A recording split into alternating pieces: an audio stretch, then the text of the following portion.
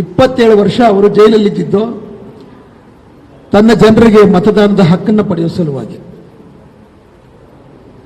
ಕೇವಲ ಒಂದು ವರ್ಷದಲ್ಲಿ 91ರಲ್ಲಿ ಆಫ್ರಿಕನ್ ನ್ಯಾಷನಲ್ ಕಾಂಗ್ರೆಸ್ ಅಧಿಕಾರಕ್ಕೆ ಬಂತು. ನೆಲ್ಸನ್ ಮಂಡೇಲಾ ಅದರ ಅಧ್ಯಕ್ಷರಾದರು. ನೆಲ್ಸನ್ ಮಂಡೇಲಾ ಇತ್ತೀಚೆಗೆ 2016 ಅಂತ ಕಾಣುತ್ತೆ ತೀರ್ಕೊಂಡ್ರು. ಡಿಸೆಂಬರ್ ತಿಂಗಳಲ್ಲಿ ತೀರ್ಕೊಂಡ್ರು ಅವರು. ನಮಗೆ 1935ರಲ್ಲಿ ಮತದಾನದ ಹಕ್ಕು ಸಿಕ್ಕಿದ್ದು ಯಾರಿಗೆ? ಬಹುಜನರಿಗೆ.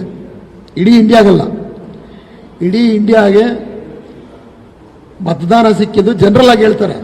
ಆದರೆ 1935ಕ್ಕೆ ಮೊದಲು ಸಹಿತ ಕೆಲವರಿಗೆ ಮತದಾನದ ಹಕ್ಕಿತ್ತು. ಯಾರಿಗೆ? 5 ಎಕರೆ ಮೇಲೆ ಜಮೀನು ಇರ್ತಕ್ಕಂಥ ಜಮೀನ್ದಾರರಿಗೆ, ಪದವೀಧರರಿಗೆ ಮತ್ತು ಸರ್ಕಾರಕ್ಕೆ ಟ್ಯಾಕ್ಸ್ ಕಟ್ಟತಕ್ಕಂಥ ಶ್ರೀಮಂತರಿಗೆ.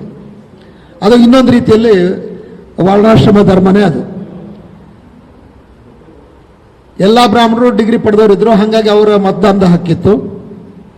ಹಾಗೇನೆ ಎಲ್ಲ ಠಾಕೂರ್ಗಳು ಅಥವಾ ಕ್ಷತ್ರಿಯರಿಗೆ ಜಮೀನಿತ್ತು, ಹಾಗಾಗಿ ಅವ್ರಿಗೂ ಸಹಜವಾಗಿ ಮತದಾನದ ಹಕ್ಕಿತ್ತು.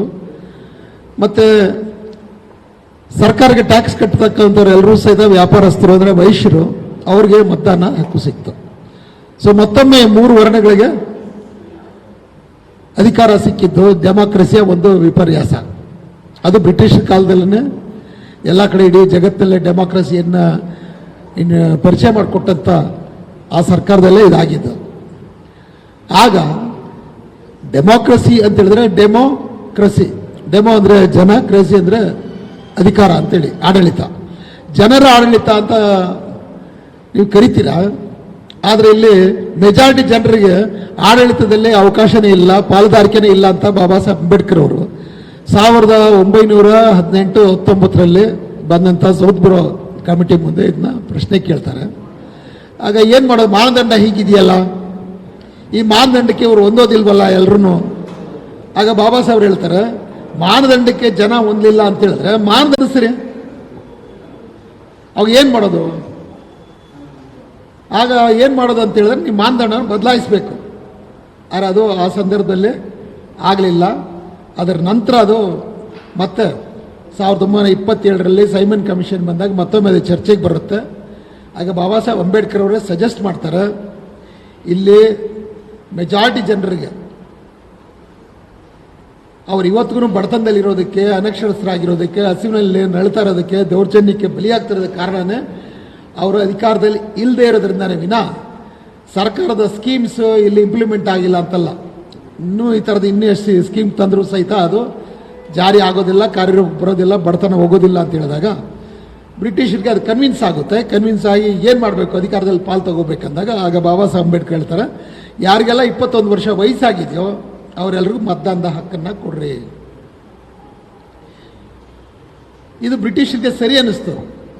ಆದರೆ ಇಂಡಿಯಾದಲ್ಲಿದ್ದಂಥ ಈ ಮೇಲಿನ 3 ವರ್ಣಗಳಿಗೆ ಇದು ಸರಿ ಕಾಣಲಿಲ್ಲ. ಯಾಕಂದರೆ ಶಾಸನ ಸಭೆಗಳಲ್ಲಿ, ಸಂಸತ್ತಲ್ಲಿ ಪ್ರತಿನಿಧಿಗಳಾಗಿ ಹೋಗಿ ಮಾತಾಡಬೇಕಾದವ್ರಿಗೆ ಕನಿಷ್ಠ ಅಂದರೆ ಅವರಿಗೆ ವಿದ್ಯಾಭ್ಯಾಸ ಇರಬೇಕು, ಜ್ಞಾನ ಇರಬೇಕು, ಮಾತುಗಾರಿಕೆ ಇರಬೇಕು, ಇದೆಲ್ಲ ಇರಬೇಕು. ಆದರೆ ಇವ್ರಿಗೆ ಏನೂ ಇಲ್ವಲ್ಲ. ಅದು ಬಾಲ್ ಗಂಗಾಧರ್ ತಿಲಕ್ ಅವರು ಅಥಣಿಯಲ್ಲಿ ಬೆಣ್ಣೆ ಮಾರ್ಕೆಟ್ ಅಂತ ಇದೆ.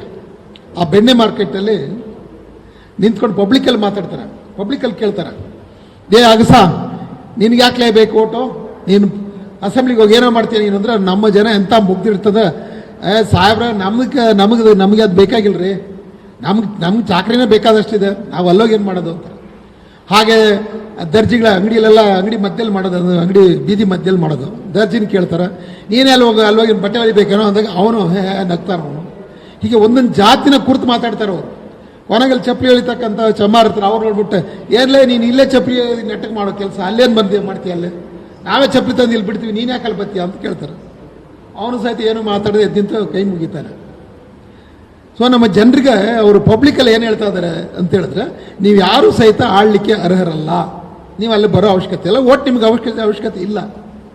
ಆದರೆ ಅವ್ರು ಹೇಳೋದು ದೊಡ್ಡದಲ್ಲ, ಇವರು ಅದನ್ನು ನಂಬ್ತಾರೆ ನಿಜ ಅಂತೇಳಿ. ಕರೆಕ್ಟ್. ನಾವೇನು ಮಾಡಬೇಕಾಗಿದೆ? ಆಳೋದಕ್ಕೆ ಅವರೇ ಬರೋಬ್ಬರು ಇದ್ದಾರೆ, ಮಾತಾಡೋರು ಅವರು, ವಿದ್ಯಾವಂತರು ಅವರು, ಬುದ್ಧಿವಂತರು ಅವರು, ನಮಗೆ ಯಾಕೆ? ಹೀಗೆ ಬಹಿರಂಗ ಇದನ್ನು ಅವರು ಹೇಳಿದ್ರೆ ಇವರು ಅದನ್ನು ಸುಮ್ಮನೆ ಒಪ್ಕೋತಾರೆ. ಅದು ನಮ್ಮ ಮನಸ್ಥಿತಿ.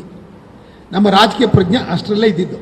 ಅಂಥ ಟೈಮಲ್ಲಿ ಬಾಬಾ ಸಾಹೇಬ್ ಅಂಬೇಡ್ಕರ್ ಅವರು ರಾಜಕೀಯ ಪ್ರಜ್ಞೆನೇ ಇಲ್ದಿರ್ತಕ್ಕಂಥ ಸಮಾಜಕ್ಕೆ ರಾಜಕೀಯ ಹಕ್ಕುಗಳನ್ನ ಕೊಡಿಸ್ಬೇಕು ಅಂತೇಳಿ ಮಾತಾಡ್ತಾರಲ್ಲಿ. ಹಾಗೆ ಇವ್ರಿಗೇನು ಪ್ರಜ್ಞೆನೇ ಇಲ್ವಲ್ಲ ಅಂದಾಗ ಬಾಬಾ ಸಾಹೇಬ್ ಹೇಳ್ತಾರೆ, ಪ್ರಜ್ಞೆ ಯಾಕಿಲ್ಲ ಅಂತ ಹೇಳಿದ್ರೆ ಅವರಿಗೆ ಅವಕಾಶ ಸಿಕ್ಕಿಲ್ಲ, ಅದಕ್ಕೆ ಪ್ರಜ್ಞೆ ಇಲ್ಲ. ಈಗ ನನಗೊಂದು ಪ್ರಜ್ಞೆ ಬರೋದಕ್ಕೆ ಕಾರಣ ಏನು? ನಾನು ಪಡೆದಿರ್ತಕ್ಕಂಥ ವಿದ್ಯಾಭ್ಯಾಸ. ಬಹುಶಃ ನೀವು ಯಾರು ಬ್ರಿಟಿಷಲ್ಲಿ ಬರದೇ ಹೋಗಿದ್ರೆ, ಇಲ್ಲಿ ಒಂದು ಶಿಕ್ಷಣ ಚಳವಳಿ ನಡೀದೇ ಹೋಗಿದ್ರೆ, ಶಾವು ಮಹಾರಾಜರಲ್ಲಿ ಮೀಸಲಾತಿ ಕೊಡದೆ ಹೋಗಿದ್ರೆ ಬಹುಶಃ ನಾನು ಹಾಗೆ ಇರ್ತಾ ಇದ್ದೆ. ಸೊ ಅವಕಾಶಗಳು ಮೊದಲು ಬರಬೇಕು, ಆನಂತರ ಅದನ್ನ ಪಡ್ಕೊಳ್ಳೋದು ಹೆಂಗಂತ ಪ್ರಜ್ಞೆ ಬರುತ್ತೆ. ಅದಕ್ಕೆ ನೀವು ಮೊದಲು ಅವಕಾಶಗಳ ಸೃಷ್ಟಿ ಮಾಡ್ರಿ. Let them have the opportunity to rule.